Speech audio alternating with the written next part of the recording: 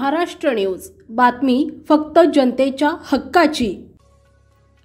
परतूर येथील बागेश्वरी साखर कारखान्यात स्फोटात 2 कामगारांचा मृत्यू, 2 जण जखमी।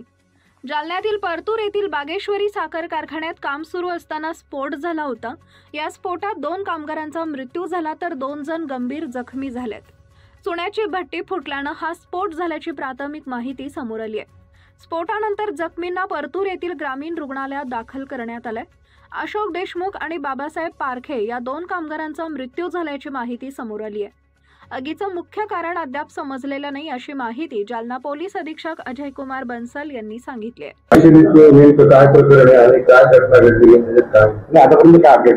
काल संध्याकाळी परतूर येथे एक साखर कारखाना आहे बागेश्वरी नावाचा, त्याच्यामध्ये विस्फोट ही घटना घडली होती, ज्यामध्ये 2 कामगार मृत्यू झालेली आहे। तसेच अजून एक कामगार जखमी आहे, हॉस्पिटलला भरती आहे, पण सुदैवाने तो आउट ऑफ डेंजर आहे। त्याच्यामध्ये पोलिसांनी लगेच तिकडे ताबडतोब दखल घेतलेली आहे।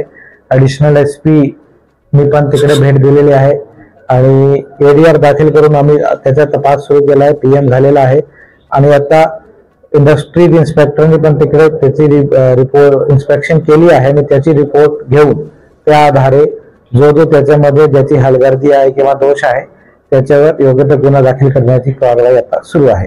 नेमकं कारण काय आहे?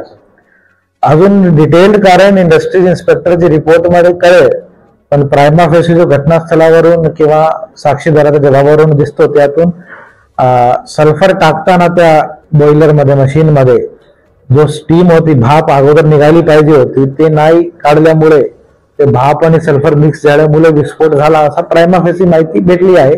पण एक्झॅक्ट कारण काय ते इंडस्ट्रियल इन्स्पेक्टरच्या रिपोर्ट नंतर कळेल।